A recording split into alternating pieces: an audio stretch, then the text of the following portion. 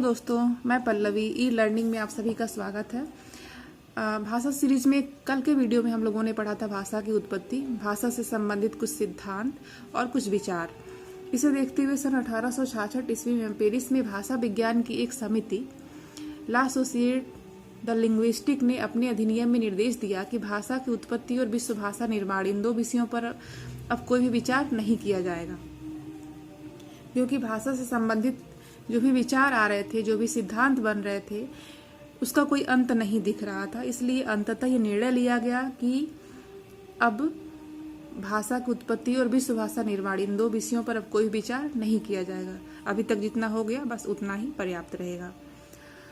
और Paris France की राजधानी, एक बार हम देख लेते हैं मैप में कि ये पेरिस कहाँ है। ये बस इसलिए किया जा रहा है जिससे हम लोग को ये याद रहे, दिमाग में बना रहे। वैसे लिखी चीजें तो हम लोग के पास ऑलरेडी हैं, जो हमने लिखा है सब कुछ आपके पास है। तो एक बार हम पेरिस को मैप में देखते हैं ताकि वो दिमाग में एक बार फिगर के रूप में बना रहे और हमें याद आए। वैसे हमारे हिंदी साहित्य इतिहास के सबसे प्रथम राइटर भी फ्रेंच के ही, एक फ्रांसीसी ही है, गार्सा दत्तासी। यहाँ देखिए, ये हमारा इंडिया, भारत, ये सब जो है हमारा ये एशिया हो गया, एशिया, ये एशिया, और यहाँ से ये रहा एशिया, और यहाँ से यूराल पर्वत से देखिए, यहाँ से यूरोप शुरू हो जाता है, ये सब यूरोप रहा। और यूरोप में देखिए यहाँ पर पेरिस है, ये यही के हमारे प्रथम हिंदी साहित्य के इतिहास के राइटर जो थे, लेखक थे, कौन थे? गार्सा दत्तासी। ये यहीं के थे, फ्रांस के ही थे, फ्रेंच विद्वान। तो यहीं पे यहीं से अधिनियम पारित किया गया था।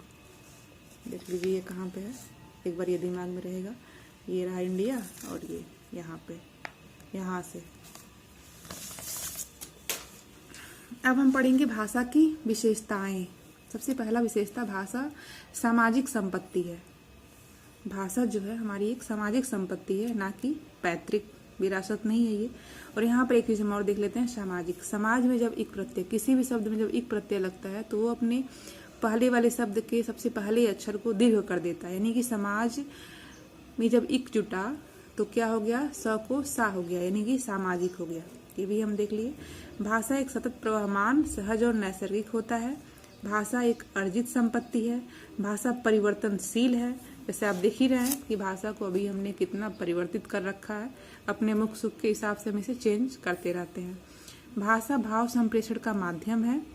भाषा अनुकरण से सीखी जाती है। ऐसा नहीं होता है कि कोई व्यक्ति अकेले कहीं रहे और कहा जाए बस 2-4 महीने भाषा पूरा सीख लेना, तो उसके लिए काफी मुश्किल होगा। ये कहें कि नहीं सीख सकता है जब तक उसे एक वैसा समाज, वैसा एक माहौल न दिया जाए जहाँ पे लोग बोल रहे हो। भाषा जटिलता से सरलता, ये ज्यादा इम्पोर्टेंट है, यहाँ लोग कंफ्यूज भी करते हैं। भाषा जटिलता से सरलता तथा संयोगात्मकता से वियोगात्मकता की ओर उन्मुख होती है। तो जो भाषा है, जटिलता से सरलता तथा संयोगात्मकता से वियोगात्मकता की ओर उन्मुख होती है। तो सबसे पहले जटिल, जब कोई चीज पहले हम सीखते हैं तो हमें तो पहले जटिल ही लगता है, फिर बाद में वो सरल लगने लगता है।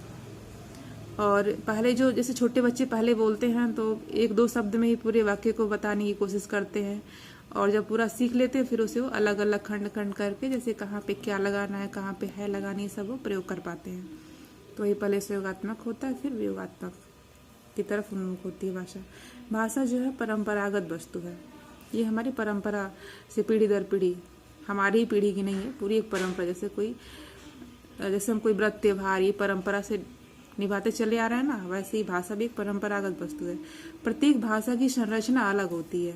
जैसे हमारी देवनागरी लिपि है, पंजाबी गुरुमुखी लिपि है, ऐसे प्रत्येक भाषा की संरचना जो है अलग होती है, वहाँ के आबो हवा के हिसाब से बनाई जाती है।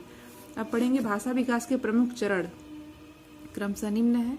किसी भी चीज का जब विकास होता है तो उसका क्रमिक विकास होता है।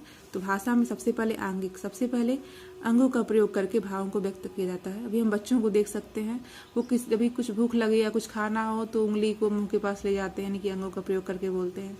फिर वाचिक है, यानी कि बोला जाता है। फिर लिखित है, लिख करके भाषा का प्रयोग करते हैं। और फिर यांत्रिक, जैसे कंप्यूटर, टाइपराइटर, मशीनों से जो भाषा बनती है वो। अब भाषा के विविध रूप जो निम्न है। सबसे पहला है मानक या परिनिष्ठित भाषा, स्टैंडर्ड लैंग्वेज, यानी कि किसी भी भाषा का एक मानक रूप होता है, वो कभी चेंज नहीं होता।